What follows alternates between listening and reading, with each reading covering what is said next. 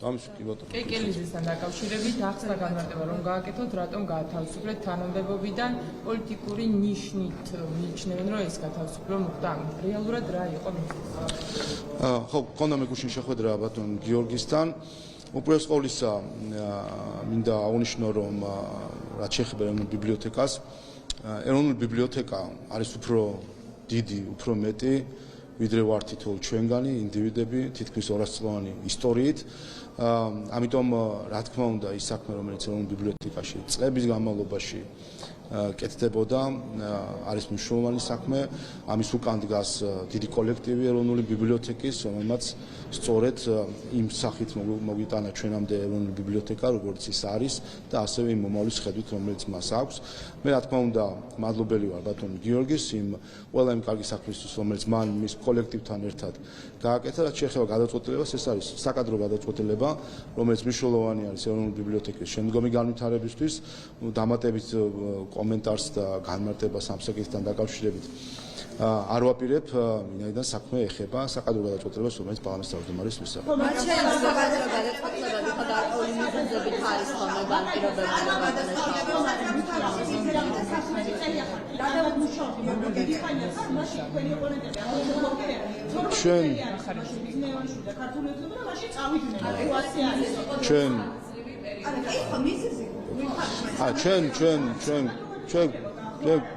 ჩვენ გქონდა საუბარი გუშინ ბატონ გიორგისთან, არა მხოლოდ ამ საკითხზე, ზოგადად ვისაუბრეთ ბევრ საკითხთან დაკავშირებით და ამიტომ მე დამატებით კომენტარს გაკეთებას არ ვაპირებ. ფიქრობ რომ მნიშვნელოვანი არის რომ ახალი ხელმძღვანელი გუშინ ითქვა კიდევაც და ბატონ კონსტანტინე გამსახურდია იქნება ახალი ხელმძღვანელი და უსაჯეთ ლონჩარიას გაუხსნა მანკარი, როცა შეხვედრა იყო მაგალითად აქტივისტებს გაუხსნა ეროვნული ბიბლიოთეკის კარი. იყო თუ არა ის რომ ეს იყო პოლიტიკური გადაწყვეტილება და ქართულ ოცნებას მისი პოზიციონირება არ მოსწონდა. არა, რა თქმა უნდა, ეროვნული ბიბლიოთეკა არაფერ შუაში არის საერთოდ პოლიტიკასთან და არც უნდა იყოს რაიმე შუაში პოლიტიკასთან, ამიტომ ეს ცდილობები რომ რაღაცნაირად დააკავშირონ ეროვნული ბიბლიოთეკა პოლიტიკასთან თავის მხრივ აჩვენებს იმ ადამიანების არაკეთილ სინდისეებას, რომელიც ასეთ დაკავშირებას ცდილობენ. ეროვნული ბიბლიოთეკა არის ჩვენი საერთო ქართველი ხალხის მემკვიდრეობა და მომავალი მათ შორის ერთ ორგანიზაციაში და ერთ შენობაში. ასე რომ ბატონო შალო ახალია მინდა გკითხოთ თუ შეიძლება ბატონო. არა. თუ გამოიწ ზოგადად საკითხები თუ გაქვთ რაც შეეხება ამას. რომ ეს არის საკადრო გადაწყვეტილება. დიახ. ჩვენ გვაქვს კითხვა საკადრო გადაწყვეტილება რა მიზეზით მიიღეთ. რა დაუწყვეტ ეს არის თანამდებობა რომელსაც კიდევ ერთხელ მე ჩვენ ქონდა ბატონ გიორგისთან ქონდა საუბარი, მე დამატებით განმარტებას ამ საკითხთან დაკავშირებით. ამ საკითხთან დაკავშირებით დამატებით განმარტების გაკეთებას არ ვაპირებ. რაც შეეხება ცვლილებას ეროვნული ბიბლიოთეკის დირექტორის პოზიციაზე, ეს არის ცვლილების საკითხი არის და მე მინდა უსურვო ბატონ კონსტანტინე გამსახურდეს წარმატება უახლოეს დღეებში, რა თქმა უნდა, უახლოეს დღეებში მოხდა მისი ოფიციალური დანიშნულება. გიორგი გახარია იყო ბეძინა ამ საკითხზე მე კომენტარს არ ვაკეთებ. გიორგი კეკელიძე ბოლო პერიოდში რასაც აკეთებდა თქო, ეს იყო პოლიტიკასთან არის ეს მას საქმეც იმაშია, უყურეთ არანაირი კავშირი ეროვნულ ბიბლიოთეკას პოლიტიკასთან რა თქმა უნდა არ აქვს, არც უნდა ჰქონდეს და შესაბამისად გადაწყვეტილებებს მის გარშემოც არ უნდა. შეიძლება სხვა თემებზე გადავიდეთ. ბატონო შალ, ანუ მიზეზი გაქვთ, რომელსაც არ ამბობთ. არა, რა თქმა უნდა, მე კიდევ უყურეთ საკადრო გადაწყვეტილებები, რომელიც ეხება ორგანიზაციის ხელმძღვანელობას და რომელიც არის სრულად მათ შორის დისკრეტია საქართველოს პარლამენტის თავმჯდომარესი, მიიღება ბევრი ფაქტორიდან გამომდინარე და უპირველეს ყოვლისა მიიღება თავად ამ შემთხვევაში ეროვნული ბიბლიოთეკის სამომავლო განვითარების მიზნებიდან გამომდინარე. ასე რომ ფიქრობ რომ კონსტანტინე გამსახურდია მნიშვნელოვან როლს შეასრულებს საქართველოს ეროვნული ბიბლიოთეკის შემდგომ განვითარებაში. ყველა ორგანიზაციას სჭირდება ახალი ენერგია და სწორედ ამ ახალი ენერგიით გააგრძელებს ეროვნული ბიბლიოთეკა. გიორგი გახარიას დებატებს ითხოვს ბიძინა ივან კიო.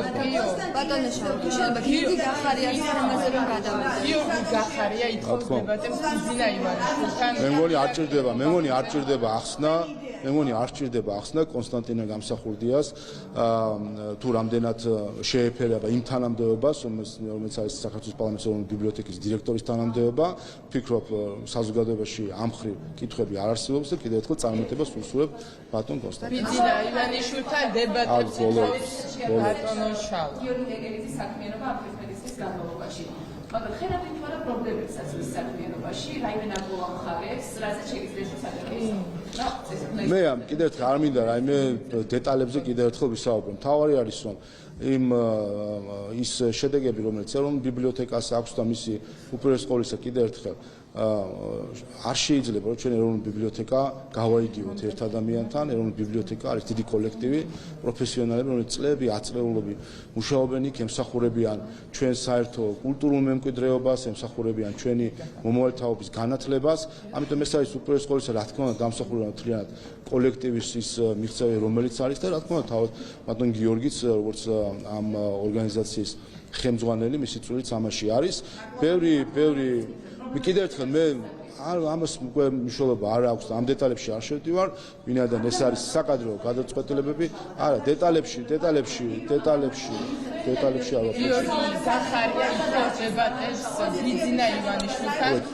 ირაკლი ყობახიძე ვისაუბრა ამასთან დაკავშირებით და თქვენი გუნდი ამბობს, რომ გიორგი გახარიას მიმართ კითხვები არ გაქვთ და თავად ჩამოთვალა ეს საკითხები. უნდა იყოს თუ არა მსგავსი დებატები ბიძინა ივანიშვილსა და გიორგი გახარიას შორის, იმიტომ რომ გახარიას უწოდა მოღალატე ბიძინა ივანიშვილი და მისი გუნდი ახლა ითხოვს კონკრეტულ განმარტებებს, როცა ასეთ განცხადებას აკეთებსო. რომ გითხრათ თქვენი პოზიცია.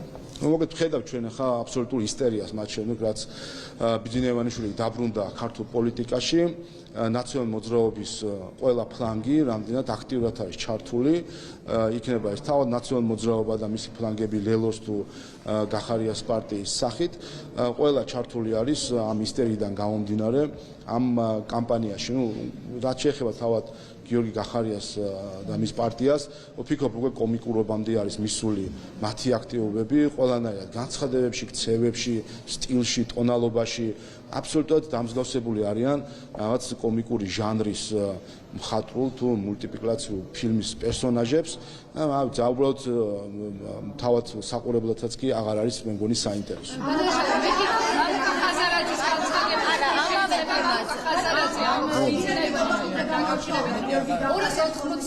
დღის შემდეგ ბიძინა ივანიშვილი იქნება მოსკოვში, ამას ამბობს მამუკა ხაზარაძე. თქვენი თანაგუნდელები ქართული ოცნებიდან ამბობენ, რომ ოპოზიციაზე განცხადებებს ივანიშვილთან მიმართებაში, იმიტომ აკეთებს, რომ მათ იციან, რომ ისინი გარანტირებულად არიან მარცხის მოლოდინში არჩევნებზე. თქვენი პოზიცია როგორია ხაზარაძის ამ? ფსიქოლოგიაში არსებობს ასეთი ტერმინი პროექცია, როდესაც ადამიანი საკუთარ რაღაც პრობლემებს, ასე ვთქვათ, თუ რაღაც საკუთარ თვისებების პროექციას ცდილობ სხვაზე. და ეს ნიშანდობლივია განსაკუთრებით მამუკა ხაზარაძის შემთხვევაში, რომელიც ასე ხშირად ახსენებს რუსეთს და მოსკოვს. კომკავშირის ყოფილი მდივანი, რომელსაც მოსკოვი იყო ცენტრი, საერთოდ რომ საუბრობს მოსკოვთან დაკავშირებით სასაცილო, ესე პროექცია. ეს არის მისი თავად საკუთარი თვისებების პრობლემებიდან გამომდინარე სხვებზე ამის პროექცია. და უფრო მეტიც ეს უკვე არის იქცევა ადამიანის გარკვეული ასე ვთქვათ თვისება, როდესაც ერთხელ იქნება კომკავშირის მდივანი და მოსკოვი იქნება შენი ცენტრი, ხედავთ ახლა რომ სხვა ქვეყნებში, სხვა დედაქალაქებში ეძებს ცენტრს. ეს არის ამ ადამიანის დამოკიდებულება საკუთარი ქვეყნის მიმართ. ის არის არა ქართული საზოგადოების ინტერესებით მოქმედი პოლიტიკოსი, არამედ პოლიტიკოსი, რომელიც იყურება ქვეყნის გარეთ, რას ეტყვიან, რას დაავალებს ცენტრი და როგორ უნდა იმოქმედოს. ამიტომ სასაცილოა საერთოდ, როდესაც ლელო და მამუკა ხაზარაძე საუბრობენ მოსკოვზე, რუსეთზე, ასე შემდეგ, თავადაც თქვა, პირველი მილიონი რუსეთში ვიშოვეო, არ ვიცი, ასეთი ადამიანისგან მოსკოვზე და რუსეთზე საუბარი სასაცილოა. ამავე თემაზე ნახეთ გიორგი გახარია ნახეთ როდესაც იყო თანამდებობაზე ის არ საუბრობდა იმაზე რაც ახლა საუბრობს თანამდებობიდან განადგომის შემდეგ როგორ შეაფასებთ მის ქმედებებს და პოლიტიკურ ასე ვთქვათ დღის წესრიგს თანამდებობის დაბაობიდან დღემდე მე სხვადასხვა ვთქვი ზოგადად რენეგატის გზა, რთული გზა არის ეს გზა, როდესაც შუბლის ძარღვი წყდება. ამ დროს უკვე ბევრი რამის კადრება შეიძლება და მე მგონი ვინმე თუ დააკვირდება გიორგი გახარიას და აღწერს მის სახეცვლილებას, ვფიქრობ, კარგი აღწერა გამოვა, რას ნიშნავს შუბლის ძარღვის გაწყვეტა და რენეგატის გზაზე შედგომა და ესეა საბოლოო ჯამში ასეთი პერსონაჟები ამთავრებენ იმით, რომ ხდებიან კომიკური პერსონაჟები. რას ემსახურება ეს დებატებთან დაკავშირებით ბატონო შალვა რომ დავასრულოთ ბარემ ეს თემა რო ამოვხუროთ მედიას გამოიყმაურა ირაკლი გობახიძე და საინტერესოა მისი კონსულტაცია. ვიცი იხსენებს ყველა იმ მოვლენას და თანხებს, რაზეც კრიტიკულ მედიას თავის დროზე გიხდები გქონდა, რაზედაც თქვენ ყველა ერთნაირად საუბრობდით და დღეს ყველა მოვლენაში პასუხისმგებლობას აკისრებთ გიორგი გახარიას. გობახიძის პოსტი არის თუ არა აღიარება, თუნდაც იმის, რომ მოცივლის მოხდა დანაშაული, რომ სპეცრაზმელების კლუბებში შევადგინა იყო ასევე დანაშაული და დღეს მხოლოდ მისი ეკისრების გადაქაჩვა თუ ასე თქვენ მიმართვა, რამდენად სწორი და გამართლებულია თქვენი მხრიდან. წინა და ძველ საკითხებთან დაკავშირებით ალბათ გუნდის ის წევრები უფრო კომპეტენტურად ისაუბრებენ, რომელიც მაშინ იყვნენ. ჩემ დროს რაც მოხდა და რაც გააკეთა გიორგი გახარია, ამის შემდეგ წავიდა ჩვენი გუნდიდან. ასე რომ ჩემ დროს, როცა მე ვიყავი და ვარ ამ გუნდში, მას შემდეგ რაც მან აკადრა საქართველოს, აკადრა საკუთარ გუნდს, გულისხმობ ნიკამელიას დაკავება არ დაკავების მთელი საგა. ამის შემდეგ ის გუნდიდან წავიდა. ასე რომ ამ ქცევიდან გამომდინარე, ჩემთვის გასაკვირი არ იქნება, რომ წინა პერიოდშიც მისი ქცევები ასეთი სტილის ყოფილიყო.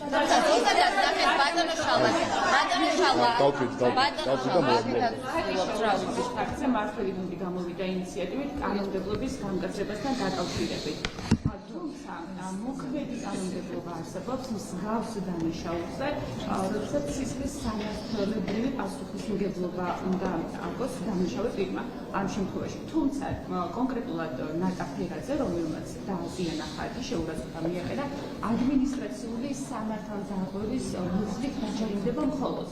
რატომ არ ისჯება შესაბამისად ამ შემთხვევაში ხარჯის შეურაცხმყოფელი ადამიანი? ინიციატორთან დაკავშირებით ბატონმა ანდრიო ხანიშვილმა მოგახსენათ დეტალურად, მათ შორის ის, რომ ჩვენ ნახავთ პრაქტიკა როგორი არის სხვა ქვეყნებში, გარკვეული შეგროვებული არის ინფორმაცია. თავარი არის ერთი რამ. თანხმდებით თუ არა იმაზე, რომ რელიგიური დანიშნულების მქონე შენობები ნივთები არ უნდა იქნას შეურაცხყოფილი.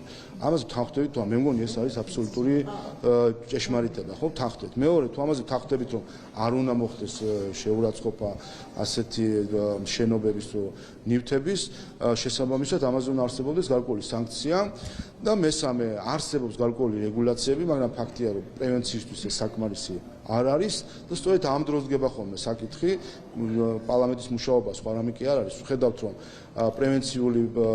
პრევენციულ მიზანს ვერ ასრულებს ის რეგულაციები, რაც ჩვენ გვაქვს და ის სანქცია, რომელიც მოყვება ასეთ სახის ქმედებებს, არ არის საკმარისად მკაცრი, მათ შორის იმისთვის, რომ პრევენციას მეზანს ემსახუროს. ამიტომ ჩვენ ვჯერებთ იმაზე, თუ როგორ მოხდეს ახლებული რეგულაცია იმისთვის, რომ უპირველეს ყოვლისა სამოქალაქო მშვიდობა იყოს უზრუნველყოფილი. აქ თავარი ამოსავალი პრინციპი არის რაში? როდესაც ხდება რელიგიური დანიშნულების შენობების შეურაცხყოფა, ნივთების შეურაცხყოფა ასე შემდეგ, ამის შედეგი არის რა თქმა უნდა სამოქალაქო მშვიდობის დარღვევა და ეს არის გარკვეული ინსპირაცია სამოქალაქო დაპირისპირებისა. და ამის აღსაკვეთად არის გამიზნული ასეთ ხალხის რეგულაციები. რაც შეეხება მოქმედი კანონმდებლობა არსებობს, რომელიც სისხლის სამართლებრივ პასუხისმგებლობას გულისხმობს, დამნაშავეზე მხოლოდ სამართლებრივი ადმინისტრაციული მიმდინარეობა გამოწვევა. ხო და ამიტომ შესაბამისად, იმიტომ რომ ამ შემთხვევაში ეს შემადგენლობა არ პასუხობს თუნდაც იმ სისხლის სამართლის ნორმის შემადგენლობას. ამიტომაც მნიშვნელოვანი ეს იქნება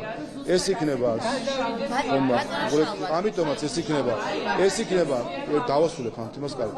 ეს იქნება რა თქმა უნდა საჯარო დისკუსიის საკითხიც. მე მგონი მთლიანი საზოგადოება, მათ შორის ყველა ფლანგი თანხმდება იმაზე, რომ არ უნდა მოხდეს რელიგიურ შენობების თუ თქვათ ნივთების შეურაცხყოფა. მთავარია ჩვენ შევთანხმდეთ, როგორ მოვახდინოთ ამის პრევენცია. აქვე მინდა ზოგადი ასე თქვათ კომენტარი გავაკეთო იმ პროცესებთან, რომელიც ჩვენ შობის ღამიდან რომელსაც ჩვენ შობის ღამიდან ვადევნებთ თვალყურს. ჩვენ რასაც ხედავთ ფაქტობრივად, ეს არის დაგეგმილი კამპანია რელიგიური კონფესიის წინააღმდეგ.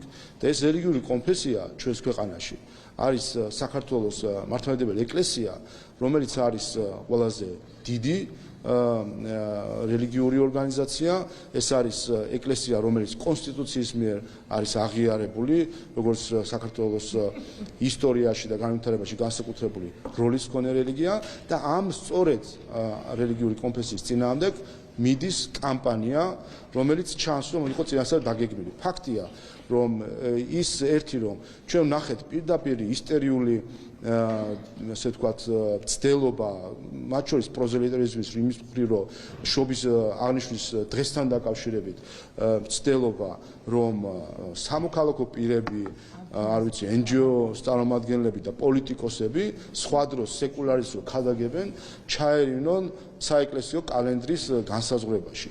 რაც არის აბსოლუტური მათივე პრინციპებიდან გამომდინარე აბსოლუტური წითელი ხაზების გადასვლა და ჩარევა ეკლესიის შიდა საკითხებში, ეს ერთი და მეორე ვნახეთ ხათთან დაკავშირებით ისტერია, ანუ ერთი რომ ესე თქვა საეკლესიო კალენდრის სპეციალისტი აღმოჩნდა, რატომღაც ყველა NGO-ს წარმომადგენელი და პოლიტიკოსი და მეორე იკონოგრაფიის სპეციალისტებიც აღმოჩნდნენ უცებ ყველა NGO-ს წარმომადგენელი და პოლიტიკოსი. ჩვენ ვნახეთ, რომ მათ შორის ეკლესიის მხრიდან იყო განცხადება, რომ ეს ხატი უკვე თვეებია თუ წლებია, რაც იქ არის, დიდი ალბათობით ფაქტია, რომ ამ ორგანიზაციამ ამ შემთხვევაში როგორც ყოველთვის ახლა ასეთ ანტიქართულ საქმეებში გიორგი კანდელაკი გამოირჩევა და ვნახეთ, რომ მან დაიწყო ეს კამპანია და მან და სოვლაბმა ესეც კიდე ცალკე ისტორია არის, რომ გიორგი კანდელაკი ახლა NGO-შნიკად გვევლინება და სოვლაბის სახით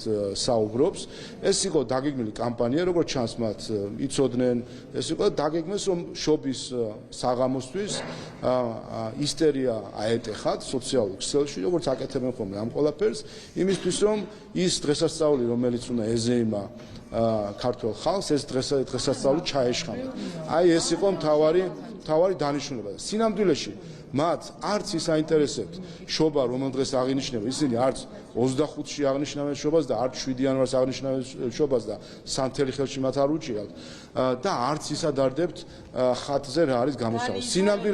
სინამდვილეში ეს არის კამპანია ეკლესიის წინააღმდეგ და სინამდვილეში ქართველი ფსევდოლიბერალები არიან მაუზერიანი ბოლშევიკების რეინკარნაცია თანამედროვე ეპოქაში, რომელთაც ერთი სული აქვს, როგორ გუმბათები მოანგრიონ ქართულ ეკლესიას. აი ეს არის სინამდვილეში კამპანიის ნაწილი, ასე უნდა შევხედოთ ჩვენ ამ ყველაფერს და მათ შორის პოლიტიკოსების განმარტებები, რო უსმენ პოლიტიკოსების განმარტებები, ნაციონალ მოძრაობა და მისი მთელი ანტურაჟი გარშემო, ის რომ ეკლესია, ესე რუსული ინტერესების, ქართული ეკლესია, რუსული ინტერესების გამტარებელი, შობა რო რუსული არის და იმაში ვერ ერკვევიან რუსული ეკლესია საერთოდ როდის ჩამოყალიბდა და საერთოდ რუსეთი როდის ჩამოყალიბდა და ავტოკეფალია როდის მიიღო, ეს ცალკე საკითხი არის.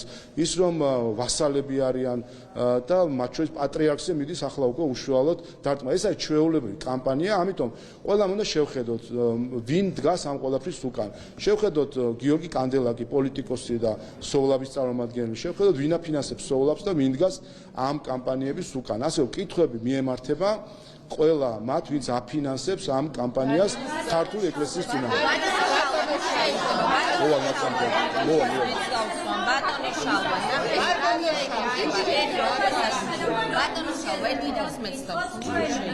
საგარეო საქმეთა სამინისტროს პოზიცია გამოვისმინეთ. ფედერალში უნდა ჩამოვიდეს გზაუვადიანი სადამკვირვებლო მისია, თუმცა ამის პარალელურად ოპოზიცია მოითხოვს, რომ ადრე მოხდეს, თებერვლამდე მოხდეს მათი მოწვევა ამ შემთხვევაში საქართველოში. თქვენ პასუხი გექნებათ ამ შემთხვევაში და დაჩქარდება თუ არა პროცესი. აი აქაც ხო გამოჩნდა ოპოზიციის დამოკიდებულება. გახსოვთ თქვენ, რომ ეს დღეები ისტერია ქონდათ, სამუშაო ჯგუფები შევქმნათ, სამოქმედო გეგმას რატო არის? აღმოჩნდა სამოქმედო გეგმა წაკითხულიც კი არა აქვს. სამოქმედო გეგმაში, რომელიც ეხება 9 პუნქტს, ასე ვთქვათ და რომლის მათ შორის ნაწილი არის არჩევნებთან დაკავშირებული საკითხები, პირდაპირ წერია, რომ 2024 წლის თებერვალში საგარეო საქმეთა სამინისტრო მოიწვევს EUTHOS გრძელვადიან მისიას. პირდაპირ წერია იქ. აი ესეც აჩვენებს, რომ მათ სინამდვილეში არანაირი ინტერესი არც სამოქმედო გეგმის მიმართ არ აქვს, არც სამუშაო ჯგუფის მიმართ არ აქვს, არც სადამკვირვებლო მისიების მიმართ არ აქვს. ერთ-ერთი ინტერესი ეს არის ისტერია რომ ატეხონ და მათი არაკვალიფიციურობა, უკითხურობა და ამის მერე ისტერიების ატეხონ რამდენიმე წუთში გაერკვა. საგარეო საქმეთა სამინისტრო, როგორც ეს გათვალისწინებული არის, მათ შორის ეს გამომდინარეობს იმ პროცედურიდან, როგორც თავად უთოში არის, ხო? ეხლა 2 წლით ადრე არავინ არ იწევს 2 წლის შემდეგ რომ არჩევნები იყოს იმაზე სადამკვირვებლო მისიებს. თებერვალში საგარეო საქმეთა სამინისტრო ყველა ამ პროცედურების დაცვით მოიწევს. აი, განისწორეთ.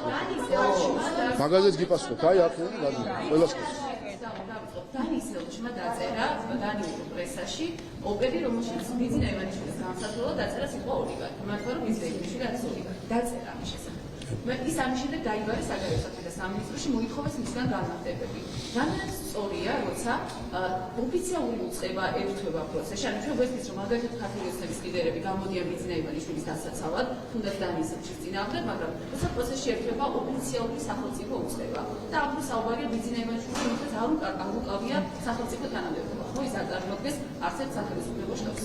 რამდენად სწორია ეს, კონსტიტუციურად სამართლებრივად რამდენად შესაბამისია ეს. უბრალოდ ყოველისა რა თქმა უნდა, მათ შორის ჩვენი ურთიერთობა ევროკავშირთან და ბოლო რეკომენდაციები გამომდინარე დეზინფორმაციასთან ბრძოლა არის მნიშვნელოვანი საკითხი, რა თქმა უნდა, ნებისმიერ დეზინფორმაციაზე მნიშვნელოვანი არის რეაგირება. ჩვენ ნახეთ გუშინ დანის საელჩოს განცხადება, რომელსაც როგორც ჩანს ეს თელი ეს გარემოება დააბრალა ელჩის ახსნა ელჩის არაკომპეტენტურობით, რომ მან ვერ მოახდინა ფორმულირება საკუთარი აზრის ისე რომ ის სწორად გაგებული იყო და სპეკულაციების არის, დავაბრალოთ ეს დანის საელჩომ და თუ ეს არაკომპეტენტურობა არის რომ კონტექსტებში ვერ სვავს ელჩი საკუთარ სტატიებს, ჩავთვალოთ რომ ეს არის არაკომპეტენტურობა, სამწუხარო არის და დასანანი არის რომ დიპლომატების არაკომპეტენტურობა საბოლოო ჯამში იწვევს ხოლმე წარმოდგენილი ქვეყნის იმიჯის შელახვას ქართული საზოგადოების თვალში. ამიტომ მნიშვნელოვანი არის რომ ამ მხრივ იყოს რაც შეეხება ჩემ განცხადებას ელჩის არაკომპეტენტურობასთან დაკავშირებით, იმედი მაქვს რომ დანის საელჩო ამ ჩემ განცხადებასაც შესაბამის კონტექსტით გაიგებს.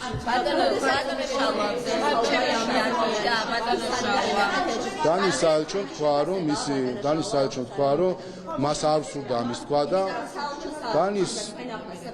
დანის საელჩომ თქვა რომ მისი ოპედი არ იქნა გაგებული სწორად კონტექსტიდან ამოგლეჯილა, შესაბამისად ელჩმა ვერ შეძლო სავარაუდოდ საკუთარი აზრის ისე კომპეტენტურად წარმოსახვა, რომ მას სხვადასხვა კონტექსტი ან განმარტება არ ქონოდა. რა თქმა უნდა, როდესაც განცხადება არის რომ მოხდა კონტექსტის არასწორი გაგება, შესაბამისად ჩანს რომ ელჩი არ იყო საკმარისად კომპეტენტური საკუთარი აზრი ისე ჩამოეყალიბებინა, რომ არ მომხდარიყო მისი სხვადასხვაგვარი ინტერპრეტაცია. აი აქ და აქ. თქვენ უკვე ისაუბრეთ გიორგი გახარიასთან დაკავშირებით, თქვენ უკვე ისაუბრეთ, ხალხს მაინტერესებს თქვენი შეფასება, რას ემსახურება მისი ეს საჯარო შეთავაზება დებადებთან დაკავშირებით, არის ეს რაღაც აქტუალიზაციის მცდელობა, დაზიანებული რეპუტაციის აღდგენა თუ ასე შემდეგ, რაზეც თქვენი თანაგუნდელებით საუბრობთ. ეს არის ისტერია, ეს არის შემთხვევა, როდესაც ხურც ქუდი ეწვის და რა თქმა უნდა, ბიძინა ივანიშვილის პოლიტიკაში დაბრუნებით ბევრი ჩავარდა სწორედ ასეთ ისტერიაში და ეს არის მათი ისტერიული ასე თქვა გამოხტომების შედეგი. ამიტომ მე გარდა იმისა, ახლა კომიკური არის საერთოდ ეს მდგომარეობა, რაში ჩაიგდო საკუთარი თავი გიორგი გახარიამ, ახლა სხვა კომენტარს ვერ დავეთქვი. მე ანგარიშს ორი საკითხი ერთი თქვენი საპასუხებელი, იმიტომ რომ თქვენი შემოღებული იყო თქვენი ინიციატივით ეს შემდეგ კითხვას და ეს გადამინდებულია ეს თემა ერთი საუბრობა და მეორე ნაწილი მარტის აქციებზე არის საუბარი. სადაც საუბარი იყო რომ აგენტების შესახებ კანონები იყო სერიოზული საფრთხე შეექმნებოდა ქვეყანაში გამოხატვის თავისუფლებას დაკრიტიკებული არის ხელისუფლება და ძალოვანი ისებები იმის გამო რომ როგორც მოქმედებდნენ და უბრალოდ ყოველისა, რა თქმა უნდა, ეს ანგარიშნიკაც ნათქვამია, დაყრდნობილი არის NGO-ების შეფასებებს, აღქმებს და ხედვებს. ხა NGO-ებს რა ხედვები და აღქმები აქვთ განსაკუთრებით გულისხმობ NGO-ების ელიტურ ნაწილს, რომელსაც მონოპოლიზირებული აქვს საგრანტო დაფინანსება საქართველოში რამდენიმე NGO-ს, ეს გასაგებია, ეს მათი პოლიტიკური ბრძოლის ნაწილი არის და ასე იარაღად იყენებენ ხოლმე საერთაშორისო დასკვნებს. შევხედოთ რა არის ფაქტები. რაც შეეხება შევხედოთ მარტის აქციებს და პოლიციის მოქმედებას. პოლიციის მოქმედებაზეც იყო, რამდენად იყო გადაჭარბება ძალის თუ არ იყო. ეს საკითხი სწორედ NGO-ების და ყოფილი ომბუდსმენის და ზოგიერთი ყოფილი დიპლომატის ისტერიის საფუძველზე არაერთხელ გამხდარა საქართველოში დისკუსიის საგანი 2019 წლის ნოემბრის აქციებთან დაკავშირებით, 20 ივნისის აქციებთან დაკავშირებით, სხვა აქციებთან დაკავშირებით ისტერია, პირდაპირ განცხადებები, ერთობლივი განცხადებები NGO-ების, ყოფილი ომბუდსმენის განცხადება და ზოგიერთი ყოფილი დიპლომატის ოფიციალური განცხადებებიც, რომელიც პირდაპირ ადანაშაულებდნენ და ისტერია ქონდათ ატეხილი, რომ თითქოს საქართველოს პოლიცია უფლებამოსილებას აჭარბებდა. ყველა ეს საკითხი მივიდა სტრასბურგამდე, ყველა ამ საკითხზე სტრასბურგმა თქვა, რომ პოლიცია იყო მართალი და ტყუანი იყო NGO სექტორი, ტყუანი იყო ყოფილი ომბუდსმენი და ტყუანი იყვნენ ყოფილი დიპლომატები. ასე რომ საქართველოს პოლიცია, რომ საერთაშორისო სტანდარტების სრულ უმაღლეს სტანდარტების შესაბამისად მოქმედებს, ეს დადასტურებული არის სტრასბურგის გადაწყვეტილებებით, რამდენიმე გადაწყვეტილებით. ასე რომ ეს სპეკულაციები, რომელსაც ცდილობენ კვლავ NGO-ები და მათ შორის რომ ასეთ ანგარიშებში ასე თქვა შეაპარონ ხოლმე და საკუთარ ასეთ დამოკიდებულებები, ეს ფუჭია. იმიტომ რომ სტრასბურგის სასამართლომ ეს აღწერა. მეორე რაც შეეხება კანონს, მე მგონი ეხლა ყველა დარწმუნდა, რომ ეს კანონი საჭირო იყო. ყველა დარწმუნდა, ჩვენ ხედავთ, რომ დღეს არის ფარული დაფინანსება პოლიტიკის უცხოური წყაროებიდან, პირდაპირ ევროპის დემოკრატიის ფონდი პირდაპირ აფინანსებს პოლიტიკურ პარტიებს ჩუმად, ისე რომ არასაჯაროებს ამას არც საქართველოს მოქალაქეებისთვის და არც ევროკავშირის მოქალაქეებისთვის. პირდაპირ აფინანსებს ექსტრემიზმს. ჩვენ ვიცით, რომ ევროპის დემოკრატიის ფონდმა გაირკვა შემთხვევით გავარკვიეთ თუ გახსოვთ, როდესაც აღმოჩნდა, რომ თურმე მოძალადეების ჯარიმებს იხდიან, გულისხმობ მათ შორის პოლიციის თავდასხმის და პარლამენტის შენობაზე თავდასხმის და ასე შემდეგ მონაწილეების ჯარიმებს იხდიან, ამით ახალისებენ ექსტრემიზმს და რადიკალიზმს, ასე რომ ეს ყველაფერი დაფარული არის და კანონი რა თქმა უნდა საჭირო იყო და ჩანს აქედან იმისთვის რომ იყოს საჯარო ასეთი ფინანსები. და მესამე რაც შეეხება ჟურნალისტების აკრედიტაციის წესის, საკონსტიტუციო სასამართლო განიხილავს ამ საკითხს და ძალიან საინტერესო არის. ამას დააკვირდოთ მინდა საკონსტიტუციო სასამართლოში გახილვას, რომ იმიტომ რომ გასაჩივრებული საკითხი არის ერთი, რომელიც ეხება ეგრეთ წოდებულ კორიდორებში დევნას დეპუტატების, რაც ნიშნავს, სხვა საკითხთან დაკავშირებით პრეტენზიები არ არსებობს მათ შორის მომჩივანში. ის რომ აკრედიტაციის წესი უნდა იყოს, ის რომ ოთახებში შევარდნები არ უნდა იყოს, ის რომ ტელეფონებში შევარდნები არ უნდა იყოს და ასე შემდეგ. ასე რომ ამ საჭიროითაც კი იმ ჯგუფმა ვინც გაასაჩივრა დაადასტურა რომ არის სრული საჭიროება აკრედიტაციის, სრული რეგულაციები, რაც შეეხება იმ ნაწილს, რომელსაც ისინი ასაჩივრებენ, რომ ფიქრობენ, რომ ჟურნალისტებს პარლამენტის შენობაში უნდა ჰქონდეთ შესაძლებლობა დეპუტატები და პარლამენტის აპარატის თანამშრომლები დევნონ მასში კორიდორებში, ამაზე საკონსტიტუციო სასამართლო იმსჯელებს და მოვისმენთ მის გადაწყვეტილებას. გითხავთ პარლამენტის საგაზაფხულო სესიას და ეს იყო პირდაპირი ჩართვა პარლამენტიდან, შალვა პაპუაშვილი მედიის კითხვებს პასუხობს. ვემიჯნებით ყოველგვარ ძალადობას და მოუწოდებთ მრევლს არ გასცდნენ პროტესტის მშვიდობიან ფორმებს. მატრონას ხატთან დაკავშირებულ ფაქტს და შედეგად განვითარებულ მოვლენებს საპატრიარქო კიდევ ერთი განცხადებით ეხმაურება, რომელშიც აღნიშნულია, რომ მათი განცხადებები არის ოფიციალური და ყოველთვის